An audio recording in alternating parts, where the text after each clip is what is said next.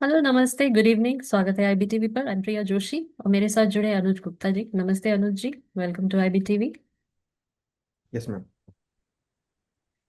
बाजार नीचे रहे। निफ्टी देखे तो 120 points down at 25,839 and Sensex 436 points down 84,666 पे क्लोजिंग हुआ। Active stocks today were InterGlobe Aviation, Reliance, ICICI bank, HDFC bank and SBI. Top five gainers were Titan Company, Adani Enterprise, Eternal, Shriram Finance, and Bharat Elect. Top five losers today were Asian Paints, Tech Mahindra, Interglobe Aviation, Dr. Reddy's Lab, and Tata Steel. Mid cap और small cap indices जो हैं वो 0.5% ऊपर रहे। IT, auto, pharma, इनमें हमने selling देखा है। Buying, machine and realty, capital goods, power, PSU. Sectors देखें तो आईटी, ऑटो, मेटल ये नीचे रहे 0.3 to 1%।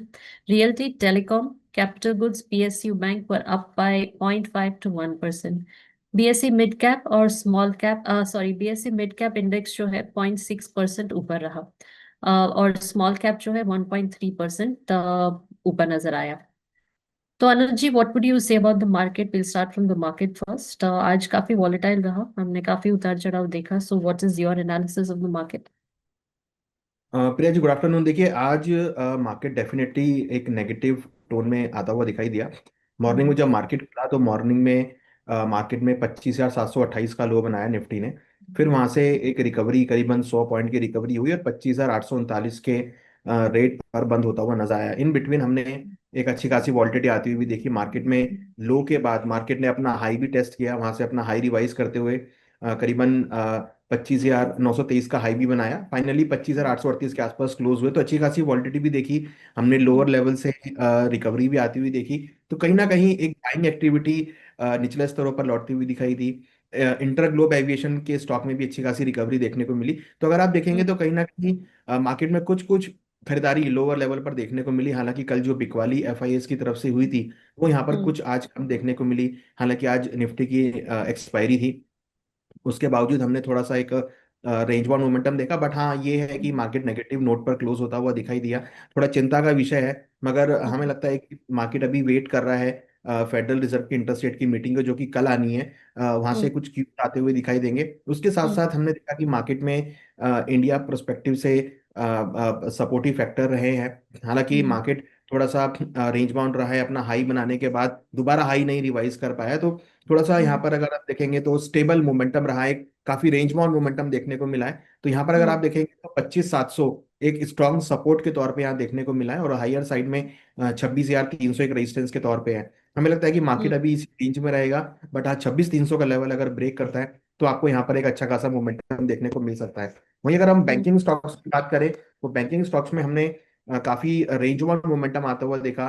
कहीं ना कहीं हम्म। हमने देखा कि बैंक निफ्टी जो है वो लोअर लेवल से पॉजिटिव नोट पर क्लोज होता हुआ दिखाई दिया। अगर आप देखेंगे बैंक निफ्टी को, हालांकि फ्लैट हम्म। नोट पे क्लोज हुआ, बट अपने लोअर से लो बनाया था करीबन 58,878 का, और क्लोज किया हम्म। करीबन 59,222 का। तो करीबन 400 पॉइंट की रिकवरी हमने लोअर लेवल से आती हुई देखी। तो इसका मतलब है हम्म। कि कहीं ना प्राइवेट बैंक्स के अंदर हमने रिकवरी आती हुई देखी। और बैंक निफ्टी अगर आप देखेंगे तो कहीं ना कहीं पॉजिटिव नोट पर, ऑलमोस्ट पॉजिटिव नोट के आसपास आता हुआ बंद हुआ। तो हम यहाँ पर ये बोल सकते हैं कि बैंकिंग सेक्टर की तरफ से सपोर्ट आता हुआ दिखाई दिया। आरबीआई ने जो अभी इंटरेस्ट रेपो रेट कट किया था, वहां से अच्छा खासा सपोर्ट रहा।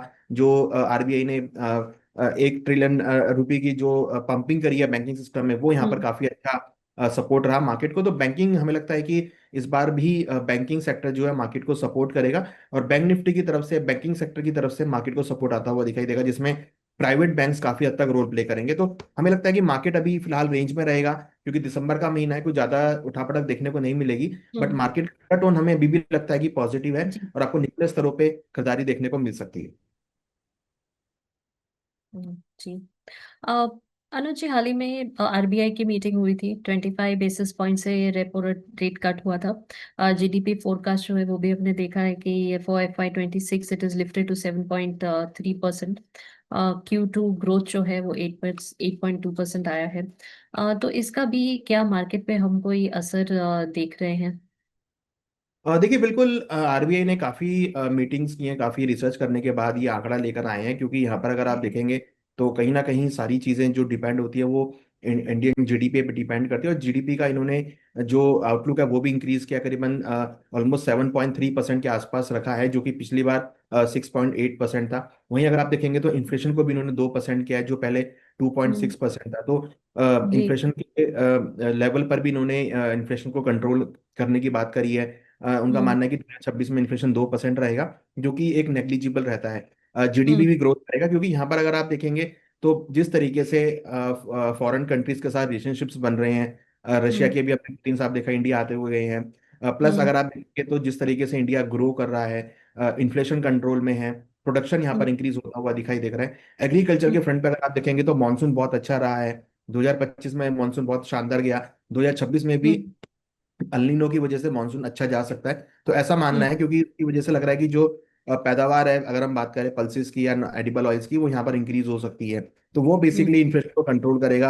प्लस क्रूड के भाव यहाँ पे काफी अंडरटोन होते हुए दिख रहे हैं। रशिया की तरफ से भी काफी डिस्काउंट वाली बात यहाँ पर आती हुई दिखाई दे रही है। तो मुझे लगता है कि जो मेन मेन इश्यूज हैं जो इन्फ्लेशन को बढ़ाते हैं, वो यहाँ पर सब कंट्रोल में रहेंगे। तो जो जीडीपी है वो यहाँ पर ग्रो करती हुई नजर आएगी।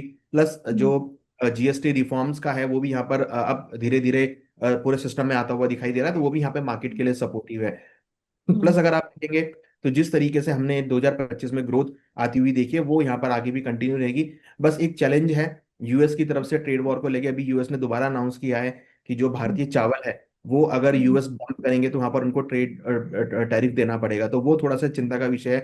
ट्रम्प साहब की हम्म। तरफ से कोई खास अभी तक पॉजिटिव न्यूज नहीं आती हुई दिख रही है, कोई पॉजिटिव डिस्कशन टैरिफ के ऊपर नहीं आता हुआ दिख रहा है। वो यहाँ पर सबसे बड़ा चैलेंजिंग होता हुआ दिख रहा है। मगर अगर आप बात करेंगे बाकी नेशंस की तरफ से, चाहे वो चाइना हो, रशिया हो, जापान हो, सभी की तरफ से भारत को अच्छा खासा सपोर्ट आता हुआ दिखाई दे रहा है। तो मुझे लगता है हम्म। कि 2026 में जो आउटलुक दिया है ये सपोर्टिव है, और ये मार्केट को सपोर्ट प्रोवाइड करेगा, क्योंकि जिस तरीके हम्म। से हम पर कैपिटा इनकम इंक्रीज होते हुए देख रहे हैं, प्लस अगर हम्म। हम देखें तो इंडिया की जो ग्रोथ यहाँ पे बढ़ती हुई दिख रही है, वो यहाँ पे सबसे ज्यादा मार्केट को सपोर्ट करेगी। हमने फेस्टिवल में देखा काफी अच्छी क्रेडिट ग्रोथ मार्केट में देखने को मिली है, जिसकी वजह से मार्केट को कहीं ना कहीं बूस्टअप मिला है। एमएसएमई के अगर आप लेवल पे देखेंगे तो वहाँ भी काफी अच्छे ग्रोथ आती हुई दिख रही है।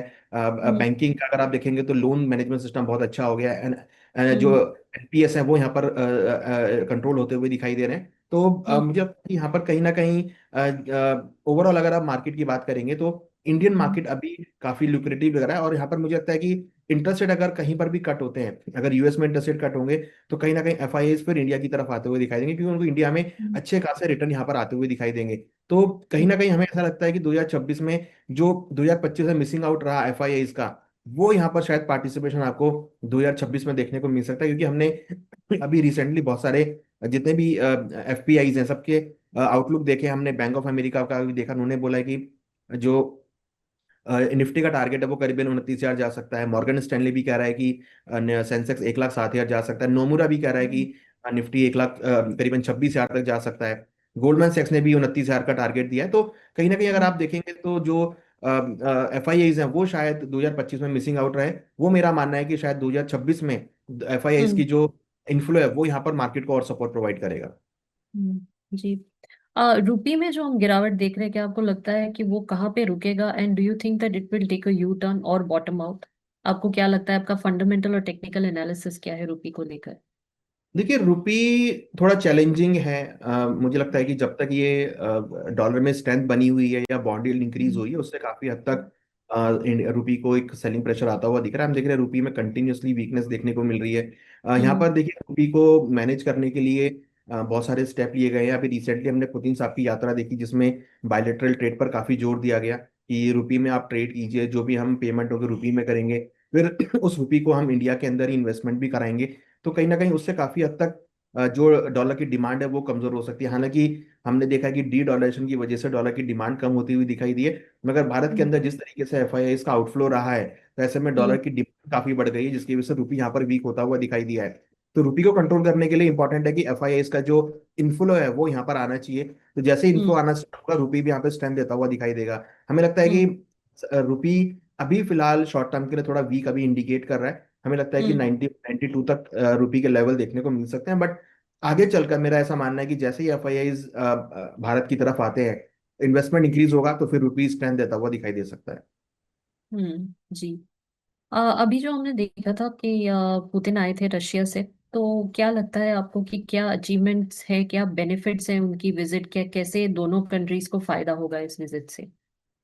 देखिए, एक तो सबसे बड़ा फायदा ये है कि उन्होंने टारगेट किया है कि करीबन $100 बिलियन का जो ट्रेड है वो 2030 तक वो यहाँ पर करेंगे इंडिया के हम्म। साथ में। और हम्म। इंडिया का जो एक्सपोर्ट है वो आगे जो है धीरे धीरे इंक्रीज होता हुआ दिखाई देगा, तो वो एक इंडिया के हम्म। लिए बेनिफिट होगा। प्लस अनडिस्टर्बेड क्रूड की सप्लाई जो है वो भारत के लिए रहेगी। प्लस डिस्काउंटेड रेट हम्म। आपको यहाँ पर देखने को मिलेंगे। यहाँ पर अगर पुतिन साहब ने, अगर आप देखेंगे तो बहुत सारी चीज़ों पर डिस्कशन किया है, जिसमें हेल्थ केयर सेक्टर को काफ़ी इन्होंने सपोर्ट किया है। अनडिस्टर्बेड सप्लाईज जो है हेल्थ केयर की रशिया की तरफ से आती हुई दिखाई देंगी, मेडिसिन आती हुई दिखाई देंगी। प्लस उसके साथ हम्म। साथ डिफेंस सेक्टर पे उन्होंने काफ़ी हद तक सपोर्ट किया है। डिफेंस इक्विपमेंट्स आप रशिया से देख सकते हैं, इंपोर्ट एक्सपोर्ट वहाँ पे कर सकते हैं। प्लस उसके साथ साथ काफ़ी हद तक यहाँ पर हमने देखा है कि जो हम्म। इंडियन फूड्स है उसकी भी डिमांड रशिया में बढ़ती हुई दिखाई दे रही है। तो प्लस एजुकेशन जो है बहुत ज़्यादा प्रचलन में रहता है रशिया का, तो वहाँ पर भी सबसे ज़्यादा उसको सपोर्ट करते हुए नजर आए। तो जो जो फैक्टर इंडिया और रशिया के रहे हैं उस पे पुतिन साहब ने काफी हद तक डिस्कशन किया है। और माननीय प्रधानमंत्री मोदी जी का भी सपोर्ट रहा है। तो मुझे लगता है कि ये जो मीटिंग हुई है इसकी वजह से इंडिया और रशिया के जो रिलेशनशिप ऑलरेडी काफी अच्छे हैं, यहाँ पर और मजबूत होते हुए नजर आएंगे, जो कि पूरे वर्ल्ड को ये शो करेगा कि आप अगर टैरिफ लगा भी रहे हैं, बट यहाँ पर अगर इंडिया रशिया साथ में है तो उसको कोई फर्क नहीं पड़ता टैरिफ से लेकर। तो यहाँ पर इंडिया को उससे काफी हद तक सपोर्ट मिलेगा। तो अगर आप देखेंगे तो यहाँ पर ऑयल को लेकर, टेक्नोलॉजी को लेकर, प्लस डिफेंस की डील्स को लेकर, वो सब चीजें यहाँ पर जो है वो डिस्कशन हुई है, जो कि यहाँ पर कहीं ना कहीं एक इकोनॉमिक ग्रोथ का पार्ट है। जी। टैरिफ को लेके आपको क्या लगता है कि कब तक ये मैटर सॉल्व होगा, and what do you think will be the outcome? देखिए, मैं अभी टैरिफ की यहाँ पर बात हम कर ही रहे हैं, बट यहाँ पे इन्होंने जो अभी नया मुद्दा छेड़ दिया है राइस को लेके, कि राइस हम्म। जो है वो इंडिया जो है यूएस में डंप नहीं कर सकता, अगर डंप करेगा तो उसको टैरिफ देना पड़ेगा। तो देखिए, हम्म। अभी हमने ये भी देखा है कि $2 बिलियन का ट्रम्प साहब ने एड किया है यूएस के फार्मर्स को लेके, क्योंकि वहां हम्म। पर फार्मर्स बहुत परेशानी में है टैरिफ की वजह से, क्योंकि वो इंपोर्ट एक्सपोर्ट नहीं कर पा रहे उतने लेवल पे। तो कहीं ना हम्म। कहीं ये ट्रम्प साहब को भी समझ में आ रहा है कि भाई, अगर आप खाने की चीजों के ऊपर टैरिफ लगाते हो तो वो उनकी इकोनॉमी के लिए ही कॉस्टलियर है। और हम देखा है कि उनकी वजह से उनका इन्फ्लेशन 3% के आसपास बढ़ गया है। बट वो अगेन चावल के ऊपर, इंडियन राइस के ऊपर टैरिफ लगा रहे हैं। तो मुझे लगता है कि उनको ये दोबारा से शायद रिवाइज करना पड़ेगा कि अगर हम्म। ऐसे वो फूड के ऊपर लगाएंगे तो वो उनकी इकोनॉमी के लिए ही नुकसानदेह है, क्योंकि भारत के अंदर तो ऑलरेडी बम्पर क्रॉप होती है राइस की। तो यहाँ पर तो कोई इशू नहीं है, बट हम यहाँ पर बहुत बड़ी क्वांटिटी में एक्सपोर्ट करते हैं राइस। तो अगर हम्म। एक्सपोर्ट यहाँ पर रुकेगा तो कहीं ना कहीं इंडियन इकोनॉमी के लिए भी थोड़ा सा डेंट हो सकता है। बट ये हम्म। यूएस के लिए भी नेगेटिव होगा, तो मुझे लगता है कि शायद वो उसको रिवाइज करते हुए नजर आए। तो अभी ऐसा कोई पॉजिटिव तो नहीं आ रहा है, बल्कि थोड़े से सख्त होते हुए दिख रहे हैं। हालांकि पुतिन साहब की यात्रा के बाद कोई ऐसा नेगेटिव उनका अप्रोच तो नहीं आया है ट्रम्प साहब का। बट हाँ, ये नया अब टैरिफ को लेकर उन्होंने डिस्कशन किया है राइस को लेकर, कि वो यूएस में डाई राइस को डंप नहीं कर सकते और उस पर टैरिफ लगेगा। तो ये एक टैरिफ का पार्ट है जो कि हम्म। अगेन इंडिया जो है फेस करता हुआ नजर आएगा, जिससे मार्केट थोड़ा सा नेगेटिव लेता हुआ दिख रहा है। क्योंकि अगर ऐसा रहेगा और अगर कोई भी हम्म। सॉल्यूशन नहीं आएगा टैरिफ को लेके, तो वो थोड़ा सा चिंता का विषय हो सकता है। और अभी तक तो हम्म। कोई सॉल्यूशन नहीं आया है। मुझे लगता है कि अभी टाइम लगेगा, या हो सकता है कि आने वाले दिनों में कोई डिस्कशन होता हुआ दिखाई दे। हालांकि उनका डेलीगेट जो है वो भारत आने वाला है ट्रेड डिस्कशंस को हम्म। लेकर नेक्स्ट वीक में, तो हो सकता है कि जी। उसमें कोई ना कोई डिस्कशन जो है वो होते हुए दिखाई दें। और फेडरल रिजर्व मीटिंग आज शुरू होने वाली है, कल तक चलेगी, क्या एक्सपेक्टेशन है उस मीटिंग से? Do we expect another rate cut?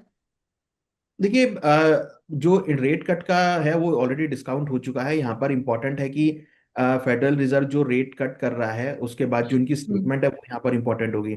अगर वो रेट कट करेंगे तो ऑलरेडी डिस्काउंट हो चुका है। अगर वो रेट कट नहीं करते हैं तो मार्केट में फिर उसका एडवर्स रिलेशनशिप देखने को मिलेगा। बट यहाँ पर हम्म। मुझे सबसे ज़्यादा इंपॉर्टेंट उनकी स्टेटमेंट रहेगी, क्योंकि ये इस साल की उनकी लास्ट मीटिंग है। और इस लास्ट मीटिंग में जो है वो क्या स्टेटमेंट देते हैं 2026 के लिए, वो हम्म। सबसे ज्यादा इंपॉर्टेंट होगी। उनका आउटलुक 2026 को लेके कैसा है, वो 2026 में कितने इंटरेस्ट रेट कट करेंगे या इंक्रीज करेंगे या स्टेबल रखेंगे, वो एक फिगर देंगे कि हम 4 बार या 5 बार कट करेंगे, वो सबसे ज्यादा इंपॉर्टेंट होगी। और साथ में जो उनका आउटलुक होगा, किस तरीके का वो मार्केट को एक्सपेक्ट कर रहे हैं, वो यूएस के डेटा को देखना पसंद करेंगे, या एग्रेसिव इंटरेस्ट रेट कट करेंगे, या स्टेबल फॉर्म में इंटरेस्ट रेट कट करेंगे, या यूएस के डेटा को कंट्रोल में लेकर आने के लिए कुछ भी स्टेप्स लेंगे, फंडिंग करेंगे, इकोनॉमी को सपोर्ट करेंगे। जैसे भी उनका स्टेटमेंट होगा वो यहाँ पे सबसे ज़्यादा इंपॉर्टेंट होगा। तो मुझे लगता है कि इंटरेस्ट रेट कट होना ना होना ये डिफरेंट है, बट जो उनका स्टेटमेंट है ये सबसे ज्यादा इंपॉर्टेंट होगा, जो पूरे वर्ल्ड की इकोनॉमी को यहाँ पर एक नई डायरेक्शन प्रोवाइड करेगा कि उनका आउटलुक यूएस को लेके कैसा है, प्लस बाकी देशों की इकोनॉमी को लेकर कैसा है, और ग्लोबल पर्सपेक्टिव पे उनका आउटलुक कैसा है। क्योंकि अगर यूएस इंटरेस्ट रेट कट करता है तो उसका डेफिनेटली इम्पैक्ट पड़ता है, और अगर इंटरेस्ट रेट कट नहीं करेगा तो भी असेट क्लास पे इम्पैक्ट आता हुआ दिखाई देगा। हम देख रहे हैं कि इंटरेस्ट रेट कट होने की वजह से कहीं ना कहीं असेट क्लास एक पॉजिटिव मूड में आते हुए दिखाई दिए। अगर वो इंटरेस्ट रेट कट नहीं करेंगे तो वो फिर नेगेटिव हो सकते हैं, और उनका स्टेटमेंट जो है वो यहाँ पर इंपॉर्टेंट होगा। मुझे लगता है कि स्टेटमेंट के थ्रू ही आप नया डायरेक्शन मार्केट को देख सकते हैं। जी। अनुज जी, काफी विषय पे हमने चर्चा की आज, तो क्या अंत में आप कहना चाहेंगे योर कंक्लूडिंग रिमार्क्स, और जो इन्वेस्टमेंट कर रहे हैं उनके लिए क्या एडवाइस है?